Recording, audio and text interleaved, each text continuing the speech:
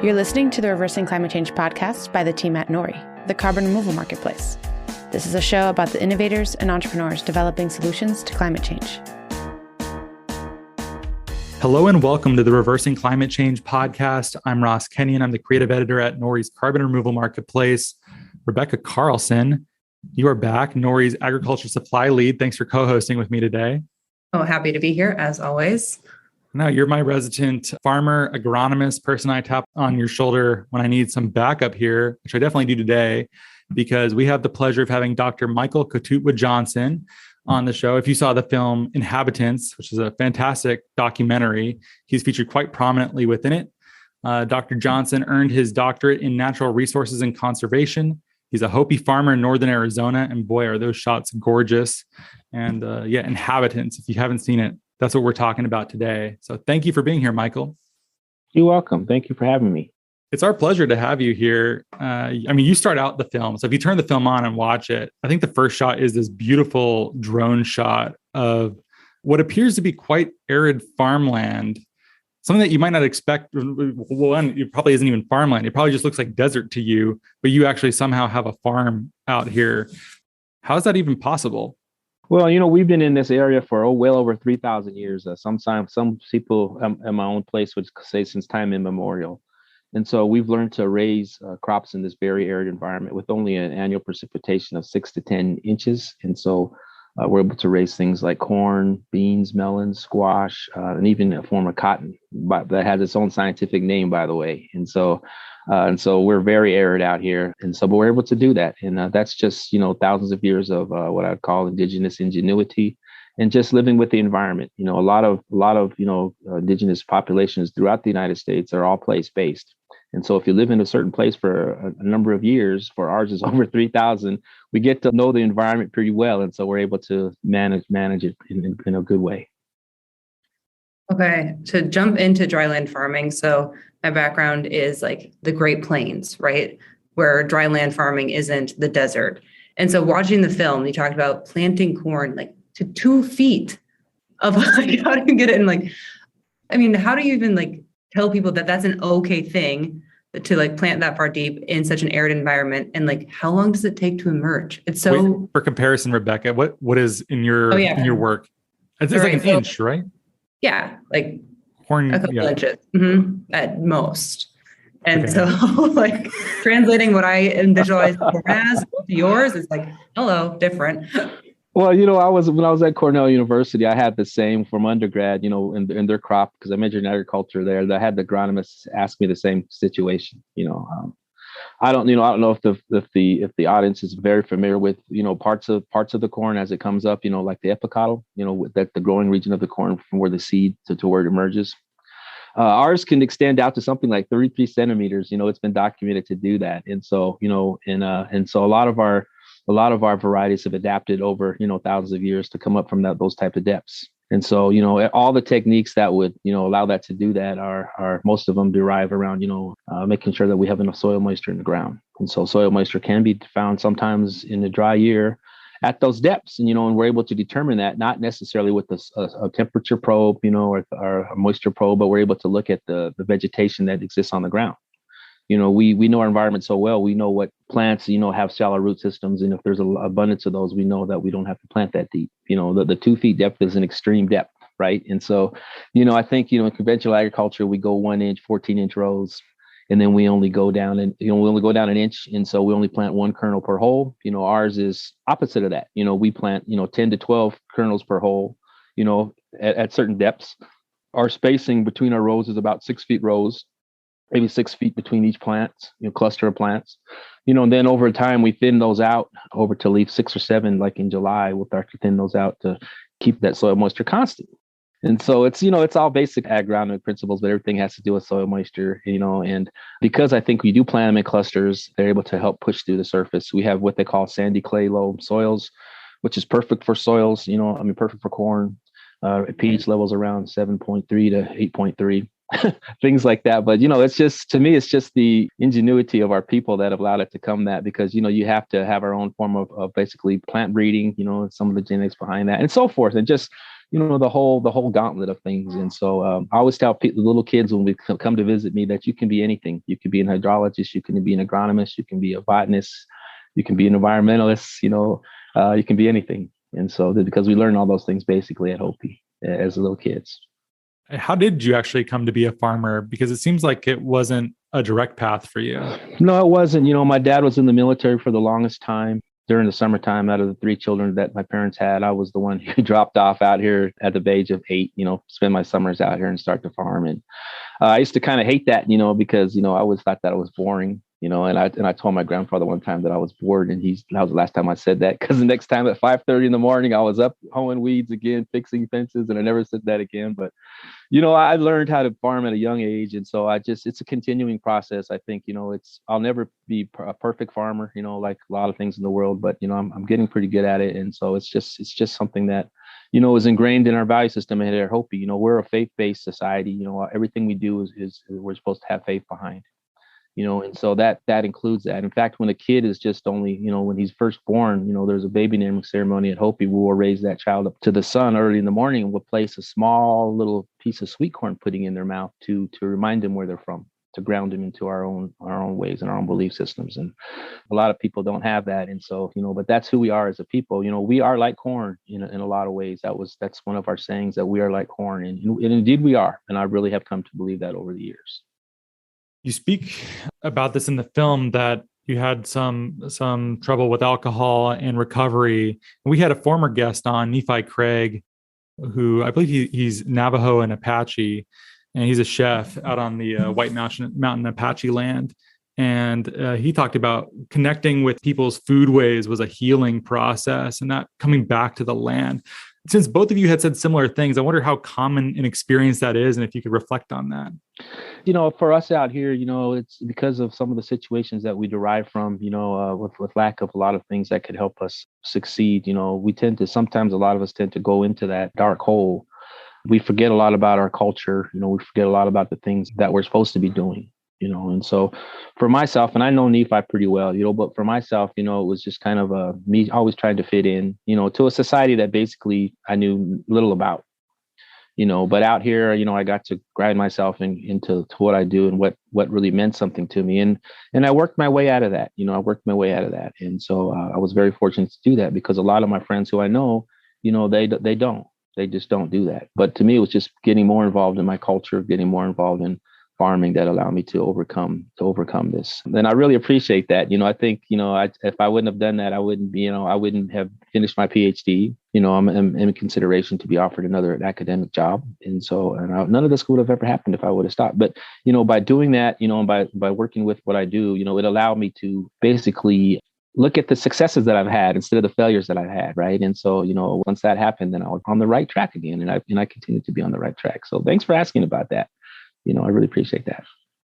And I follow up with that. So you said you forgot about, where you came from and those practices, but it's forgot or told not to remember. It wasn't that I was told not to remember. It was just that I had forgotten. I'd forgotten all of the young things that I was taught when I was a young child, because there was so much out there in the world. There was so much other things out there, so much type of a different culture, but I was very fortunate to work my way out of that. And so it wasn't that I just wasn't, told not to. I just totally forgot, and so, farming brought me all back to that. I so often regenerative farming is so much bigger than the land, right? I feel like when people go back to farming and working with the land as the land should work, it's so healing, personal, cultural, so many different ways. So can you talk a little bit about why you decided, how farming was that hook to get you back in, and how it's the whole regenerative, generations and things like that. That's it. It's just that, when you're out there working with the soil, you're actually, learning responsibility. You're putting your effort and your thought process into something other than yourself. I think that's so important that we do that. It gives you a chance to slow down and really think things through. And you go away feeling tired, but not the kind of tired from, reading magazines or doing too much homework, but tired of just for physical things like that. And so your whole body starts to adapt. Your whole body becomes like corn, like it is. You're kept in the underground for a period of weeks, 2 weeks, exactly. And You're able to emerge from that and come up into this new world. And you're able to nurture that. You're able to nurture other things. When your plants are out there, we have this very intimate relationship that we have with our crops. They're treated just like humans are. They're talked to, they're sung to, and it's kind of just getting that out of yourself. And from that, one of our most biggest tendencies is to practice the art of humility. Because if you really think about it, humility removes all the egotistical things that are about a person and everything that can cause them to go awry, but just by being a humble person, and so that's what I try to do today is I try to practice that. But a lot of that is done, just my experience is based upon my work in the cornfield and in other parts of my life that I've become aware of. If someone listening doesn't have an Indigenous heritage that is so immediate, imagine any group of people, if you go back far enough, had a really strong connection to their native land or native area where they lived. Is there any way to recreate that now or to experience some of this rootedness that we've lost? That's always a good question. I've always have people, nowadays, there's a big movement on trying to, tap into Indigenous knowledge, to look at that through the help with the environment and look at some of what we practice, look at some of our management techniques. But, when I have friends that ask me, like, how do you remain so grounded? How do you do this? I always tell them, why don't you take some time and go look at where you come from? Where did you originate from? Look at the cultures that you were a part of. Rather than trying to adapt something from somebody else, why not look at yourself? Why not do a self-examination process of where you're from, where your ancestors are, things like that? Because I think, a lot of people in America, they seem to have lost that identity. And they just don't have that. And they're searching for something. They're really searching for something. I think most Americans are looking for a place to kind of fit in, a place of trying to bring some value back into their lives, And so, but I always say, just look within. It's all there. I believe, as human beings, we all have our answers, right? It's just, are we willing to take the time enough to investigate ourselves, And that's basically my advice on that one. I think it's solid advice. Certainly. And beyond just personal advice, it seems like there's a lot to learn for policy implications too, especially because you had sent this to us, this memorandum for the heads of departments and agencies about Indigenous traditional ecological knowledge and federal decision-making. And it seems like some of these insights that we're talking about on a small scale level may ripple out to much greater ones. Is that what's happening? Yeah, I think it's happening right now. I think the only part that holds that back is just that a lot of the agencies don't have guidelines in place. That's always a problem when new policies come out. Once this information is starting to be captured and gathered, will there be a place to house some of this data? A lot of this would go back to what they call intellectual property to some extent, and so are they ready to house the data? And are the tribes, willing to give this data freely? That's the other thing. Is there going to be more building of relationships? Is the consultation process going to be fully enhanced?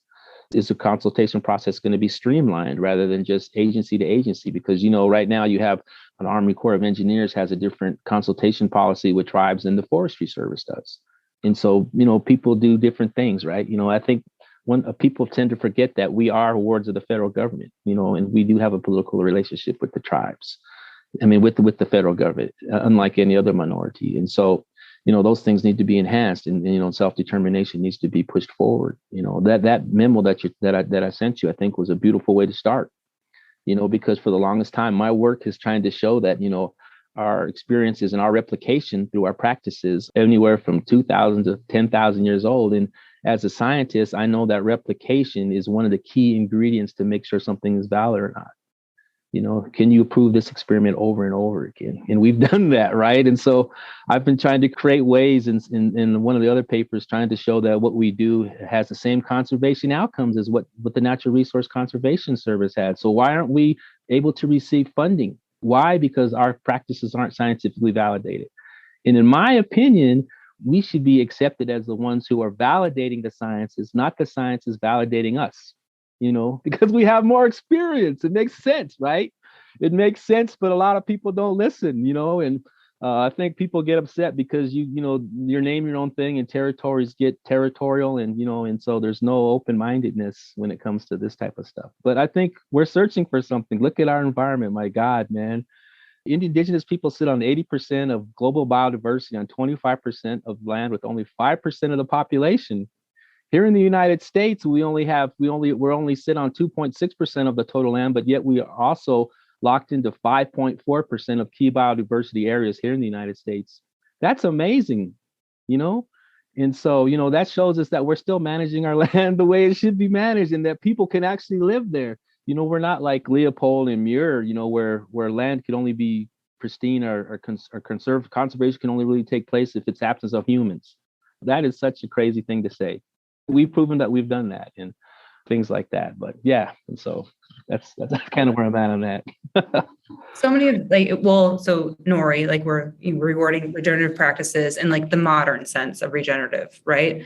Going back to no-till, and like you were saying earlier, you've been doing something that soil probes are just now capturing. When you're planting at depth, you're looking at the plants, not some fancy technology to measure the soil moisture, right? And so it's having all of these older practices, but they're not backed by this fancy science yet that makes it seem like it's actually not working, right? So in modern agriculture, we've been doing corn on corn on corn for the past 30 years and this kind of fill it up in this system. If you look back to 50 years, actually it worked pretty well. We just didn't have the fancy tools to capture it. And if you look back for millennia, people have been stewarding the land very well in very traditional practices. And that's actually how we can get this kind of full ecological benefits from the land.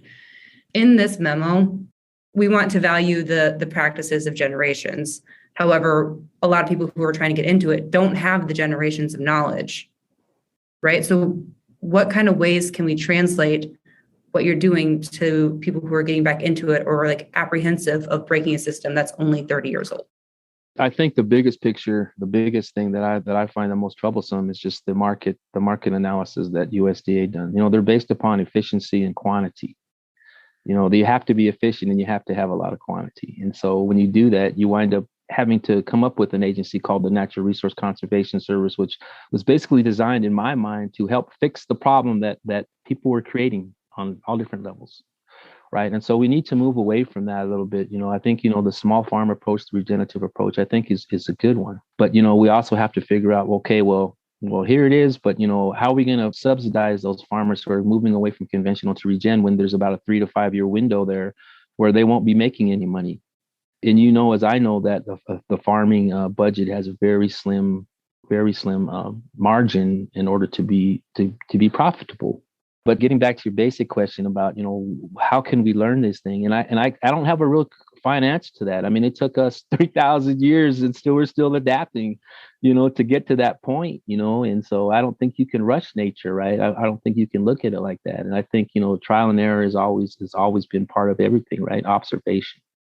And so I don't know if I really answered that question, but I think the movement's good. I just think that we need to just kind of slow down a little bit and just kind of sift through everything and find out what our end goal wants to be. Does our end goal want to be profitability? If it's like some cooperatives I know are formed just to take care of the land, but as long as we're going towards that efficiency quantity part of agriculture, I don't think we'll ever get there, because we're too much invested in that. That's a big problem. I agree. So how in the smallest of ways, right? There's so much indigenous knowledge that is more valuable than I think efficiency, way more valuable. But how do you share that knowledge in a way that honors its heritage? I feel I'm in conferences and people are and this is the father of regenerative agriculture. I'm regenerative agriculture didn't start in 1962. I think somebody else actually, provided that knowledge. So how do we honor the heritage of the people who've been doing it for millennia and learn from it to actually adopt it? I think you should bring recognition to those things. I think, nowadays there's a land acknowledgement. Everybody seems to be doing land acknowledgement areas and things like that. I think, that's very important. But, taking the next step would be, inviting some of these practitioners into your conferences, over there at the Regenerative Agricultural Conference in Albuquerque. I was invited to come in there and talk about some of the practices and things like that. And just do it that way. I think just getting a voice at the table, the person doesn't have to have a PhD. There's a lot of nonprofits out there that work directly with small indigenous farmers, such as the Native American Agricultural Fund, the First Nations Development Institute, Indian Land Tenure Foundation. There's just a number of organizations that I'm sure would have contact information that you can send and invite to your conference and send a little time aside, put them on a panel somewhere, just as long as they, have a voice, because I think, as our stories are still having trouble being told. For example, just recently, the Department of Labor just released Indigenous employment statistics, never been done by a federal agency, never been done. And so, that's important, because for the longest time, and it's still as it reads today, that we're just a forgotten society. Our pictures are plastered all over museums, but they're not like they were in Inhabitants. Inhabitants was a great film only because it showed us in a contemporary setting in this century, not in 1800. You know what I mean? And so that's what the beauty of the film there. It's just, you can see that we're still here and we're still doing what we're doing, but we still need to tell a lot of our stories, and if the media would open up more, then we could do that. Like today's podcast, those are things that I'm grateful for. One of the stories that comes through, and this is probably the dominant theme of Inhabitants, is just how managed, maybe you like that word, maybe you don't, but how much involvement human activity and decision-making played in what later Europeans viewed as wilderness that's just untouched. Is that part of the story that you think needs to be told? Oh yeah, that's part of the story. It's just, managing is living within what the environment gives you. One of my favorite sayings is, Hopi is a place where we raise the corn to fit the environment and don't manipulate the environment to fit the corn.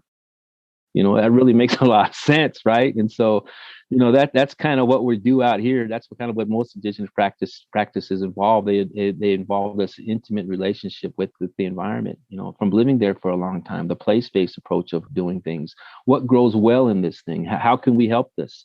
It's not about a take relationship. It's a reciprocal relationship where you give something, you take something. For example, out here, even at Hopi, when I was asked to go gather some stuff for one of our Kiva ceremonies, take some sand from an area and bring it back to the Kiva. We left a small a prayer feather there, as our way of giving back. And so it's that type of approach, right? It's that type of looking at things, and I think that's important. But I think one of the most important things out of that film was just the concept of we're doing this for survival. We're not doing it for economics. We're doing it to survive and to make sure we have another generation. And so I think that was another key message I got from that whole entire film. How much of agriculture is this man was not made for the Sabbath, but the Sabbath for man kind of inversion where we're trying to force crops that don't actually grow in a place? Rebekah, I'm sure you've seen some farms in your work. I'm sure you have too, Michael, being like, nothing you're doing here matches the environment that you've set these plants within. Even just like corn. I'm thinking about corn, and thinking about corn in an arid environment seems foreign to me.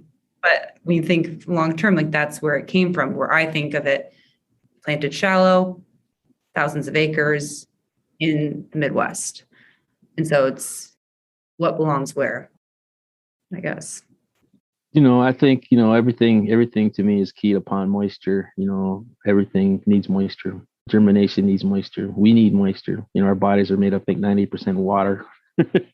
And so, when the absence of that, we cease to exist, right? And so, but I think, like I said at the beginning of the podcast, it's our faith. It's who we are. It's part of who we are. And so, there's a difference there. I mean, if you live with something for a long time and the environment does that, then we don't have, like, for example, we don't have 1,000-acre fields out here. We have 1 to 5 acres is probably the biggest that we have, and so that fits perfectly within our niche.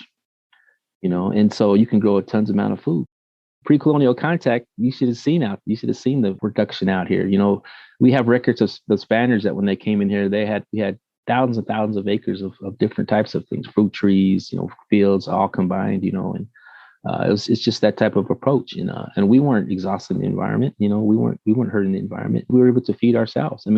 It wasn't until, like, in my mind, we got the introduction of cattle came to Hopi where we started kind of going through privatization. And I'm not knocking privatization at all, but I'm just saying that it kind of breaks down the community, as far as, everybody getting together and having my version of a 14-row John Deere planters having 14 Hopis with John Deere hats and they're planting sticks going down the field. Right. And so, it's just that type of innovation. But it's just, to me, it's just all about place-based and getting to know and then having a certain value system in place also that makes sure that things becomes truly sustainable. The mechanization of agriculture is just hard. It's expensive, but it's just takes away the value of some things where at Hopi, we still plant a lot of things by hand. But the labor is intense, right? The labor is intense, but look what comes out of that. There's the whole human well-being aspect of it. You're able to become physically strong, you're eating the right things. You're doing all these things that you're supposed to be doing. It's way off the charts when you want to do a whatever they call cost share analysis, whatever. It's just if they were to put human well-being into there, it would be fantastic. The quality of food that's raised. My God, there's tons of stuff that's potentially could happen. It's just a matter of just harnessing it and moving it forward throughout the United States. You mentioned this at the beginning of the film and it sounds like maybe you want to recontextualize some of those comments, because it said that privatization and the introduction of cattle was really the beginning of the end of this way of thinking, and that really was a huge problem. But I'd be curious to know how you think about private property rights on reservations, about how farmland should be treated, how it's done now. I wonder if you have any policy thoughts on that. Well, private property rights on the reservations is a non-entity. I know we have allotted lands. We have like 6 different types of land classifications on the reservation, which has a bunch of jurisdictional issues. A lot. I think one of the main things that hurts American Indians and their involvement is this thing called, this case called Johnson versus McIntosh, which is basically the doctrine of discovery. It basically gives us a right to occupancy, but not the right to title to our lands. And if you don't have the right to title to your own property, then what can you do with it? And so it's one of those barriers that kind of still stand in the way. And I don't know if they'll ever solve that problem. I have nothing, no regrets or bad things to say about, private property owners and things like that. But to me, things are better managed when things are held in common, and it depends upon what you're doing, But for us, we still do a lot of things. We still make a lot of decisions out here on consensus. What kind of society is going to want to stand around, come back 5 or 6 times, still not reach a decision, but then finally get a decision that's consensus? Everybody leaves like they've accomplished something, right? And things are a lot more stronger that way and stuff like that. But yeah, so I don't have a problem with private property, and I don't know if I answered that question, fully, because we do have, and as far as farming is concerned, I think if you're able to take care of that land, and I think private property does bring some sort of responsibility because that's yours, right? I mean, it's like me building my house. I'm going to take care of that house because I built it. It's like if you have a piece of farmland that you're profiting from or you're surviving from, you're going to take care of that. I mean, we've done that for thousands of years. When we don't claim it. We don't claim it though. We just manage it because that's part of our belief system tells us to do that. This whole stewardship concepts rather than ownership concept. And so, there's a difference there. And so, I find out that the stewardship things do work a little bit better, because it allows me to get out of myself more than anything else and things like that. So I can definitely see that. I think if you take the policy out of it and just talk about living well, I could certainly see the stewardship angle being very beneficial. It sounds incredibly difficult, though, to not have title to something that you might occupy and in essence own. Like, how could you take a loan out? How could you prove that the stuff there is yours? It sounds like really hard to have economic development and growth. How would it even work, or does it? It doesn't work. I mean, you're right. For example, every time we have a natural resource like the coal extraction or something else, we have to have permission of the federal government to do that. They have to be the signee on the contract. There's ways around that now that we're able to try to figure out. There's different laws that are in place that would allow us to do that. But a lot of them are very technical in nature. A lot of them are very bureaucratic, heavy paperwork. And unfortunately, a lot of us out here don't have those skills.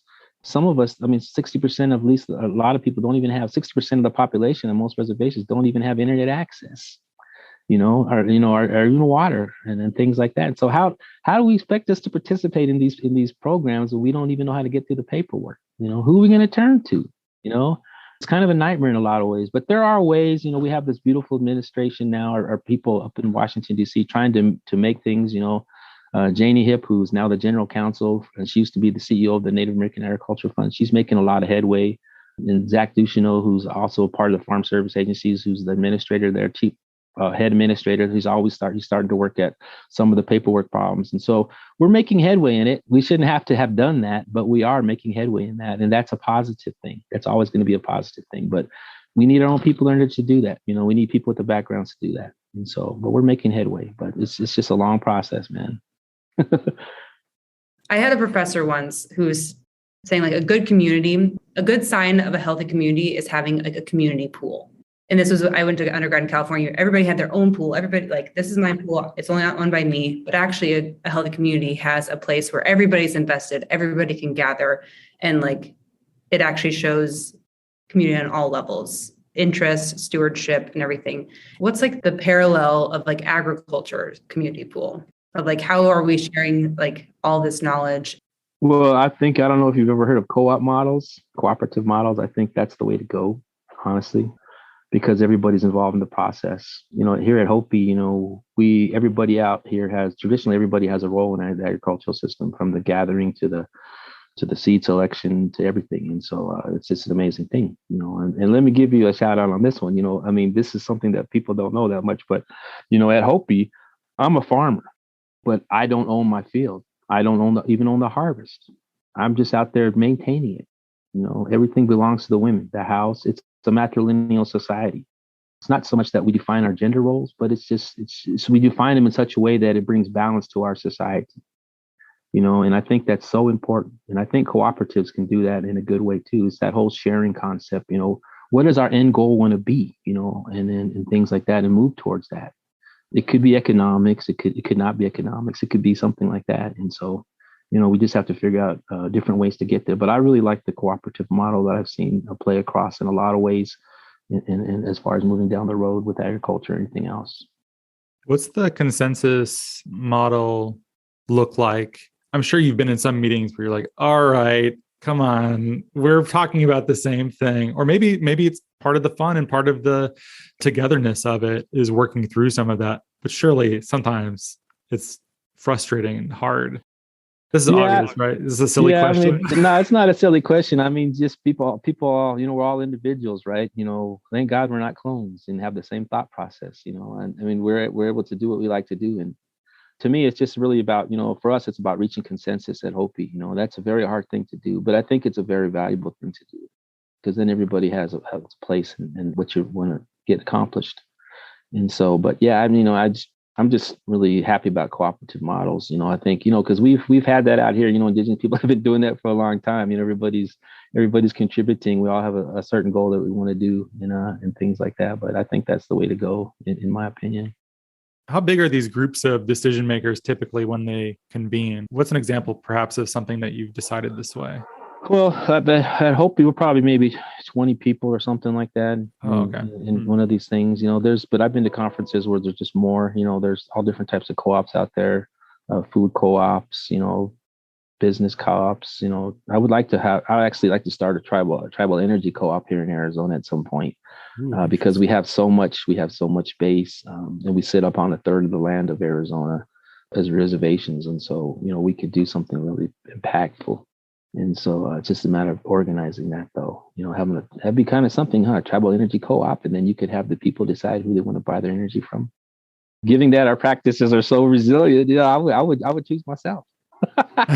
Yeah, I bet you would. It's things like that, and it's just a lot of this stuff has to, you have to work with the council. You have to make sure that their wishes are respected first. I think that's what a lot of people forget. You just don't come into a reservation and expect things to happen. You have to get to know the people. Trust has to be built up, and so forth down the line, and things like that. So I grew up in the Phoenix area. I spent time at ASU and U of A, and I've been up to Canyon de Chelly and Chinle. And if you were the head of a new energy co-op, is it solar? Is that what you're doing up there? Solar, yeah. I was thinking about solar. Okay. Yeah. Okay, yeah. Certainly you have the land for it. It's a big land footprint. I wonder, would that actually be thought of in an appreciative way by your countrymen and women, or I think it would. On a reservation, we have we have pretty good sized land base, and I think as long as we move things away from our villages, I think that's the centers of population. We just kind of put them out there. I think that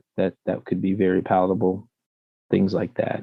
But I just think the whole organizing the 23 tribes in Arizona to do something big like that, I think would really, really bring the equity argument to the forefront, and see how many obstacles we're going to have to go through when we start to do something like that. Because I think that's going to tell a lot, about this whole equity argument that everybody seems to be talking about right now. But it'd be interesting to start something like that and see where it goes.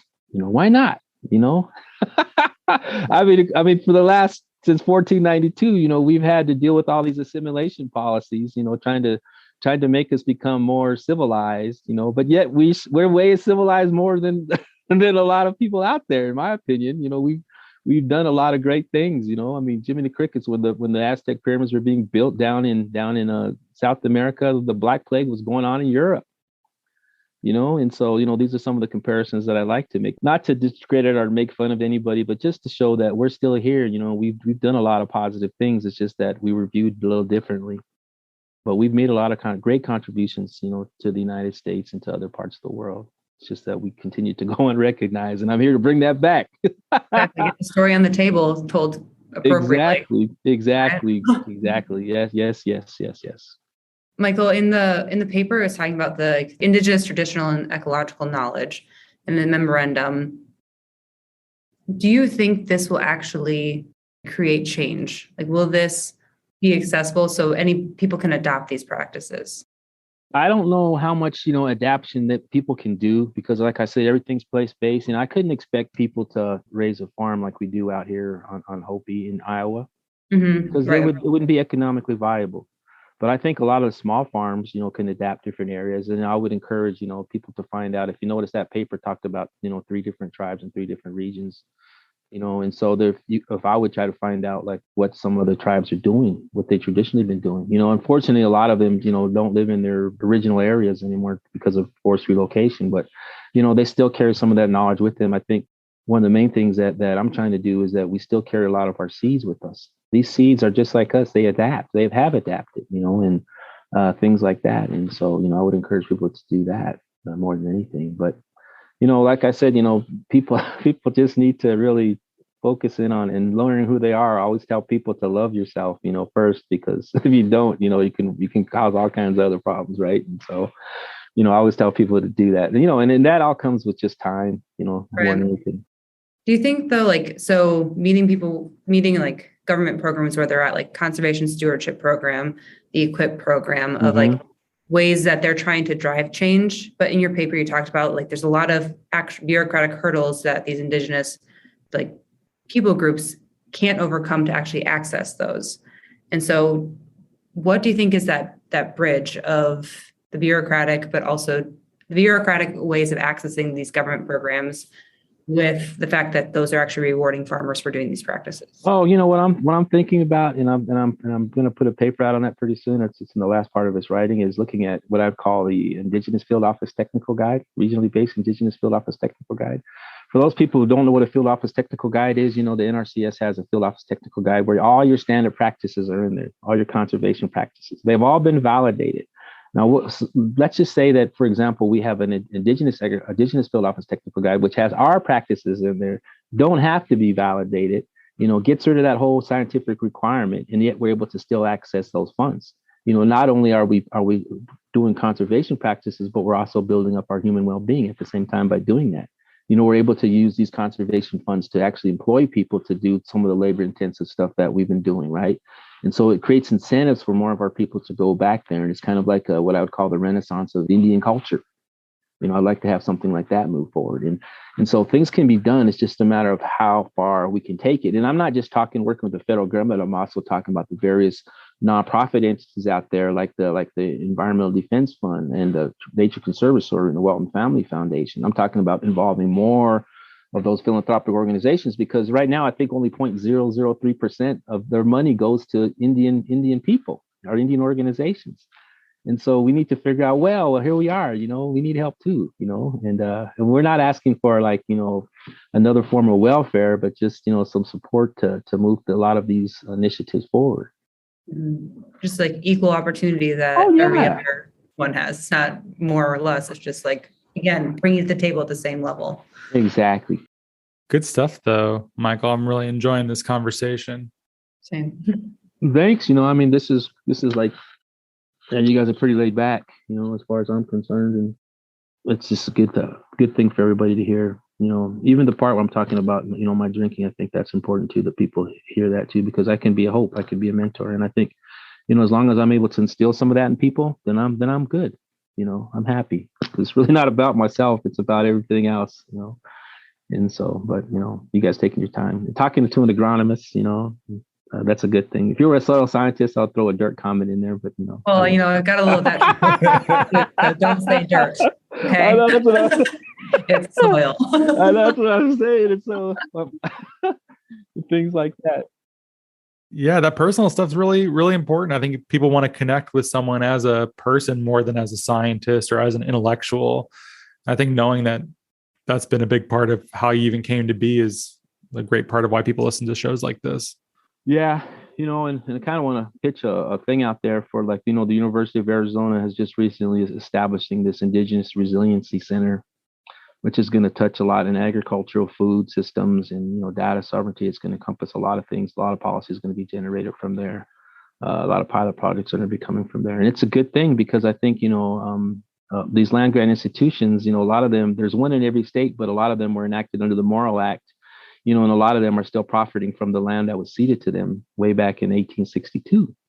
And so wouldn't it be wonderful if we could have these land grant institutions kind of take a little bit of responsibility and have and offer Native youth free education, a tuition waiver to attend these grant universities, rather than trying to come up with something that would supplement or give money to the tribe, but give it to the Native youth so they can go get a free education.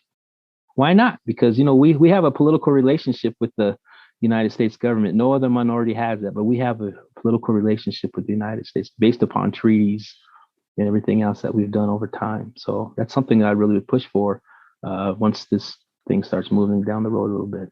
But yeah. I feel like your work has a fair amount of support from the Bureau of Indian Affairs and other groups. Yeah. It does. It's just good. I think one of the best things I did for myself, besides stop drinking, that was the number one thing, of course, but it was just, continuing on and getting my PhD. There's very few of us out there. And I think, we need to put, more of us into these, not only institutions, but across the board, like I mentioned, so that we can have a voice. It's hard to forget me. I know you guys won't forget me anytime soon. Yeah, it's true. Especially my laugh. That kind of gets everybody too, right? And so, that's just part of me. But I'm always willing to share, and so I always welcome these type of opportunities to talk about everything, because I'm pretty well versed on a lot of different topics. And I just happen to be a practitioner, right? I happen to be, going into academia, but I'm also practicing what I'm talking about, and that's hard to find. That really is. It's very rare. And so when I talk, people to the grains and stuff like that, they kind of look at me like, oh, what's he talking about? But, I have a little different respect because I am a farmer like they are. I just don't do things like they do. But, they could understand, I can understand what it feels like when we lose a crop, or things like that, or how hard it is to actually raise a crop, and things like that. So we know how there's this commonality. All farmers, to me, we all have this very different way of looking at things. We're all trying to support our families and do what we can, and so it's a common thing, but I could only say that I'm a 250th generation farmer. They can only go back about 10. Oh, I'm like, 5 generations in my family is nothing. Exactly. That's what I'm saying. And so, you don't got nothing on me. So let's talk more or something like that. But anyways, it's been fun talking to you guys. So. Been great for us too. Well, we can wrap it up there. Surely there's more to say, but we can put a nice pin in it for now. Dr. Michael Kotutwa Johnson, thank you so much for being here. Thank you, sir. I really appreciate that. And you guys just have a wonderful day. Hey, you as well, Michael. It's been a pleasure learning from you. Thank you. If you like the timbre of this conversation, you should absolutely go watch the film Inhabitants. It covers a lot of similar themes and in greater depth than what we've done, and also in different ways from what we've talked about here. And if you like the show, please give us a great rating and review on Apple Podcasts or Spotify. Thank you so much for listening. Tell a friend and have a lovely day.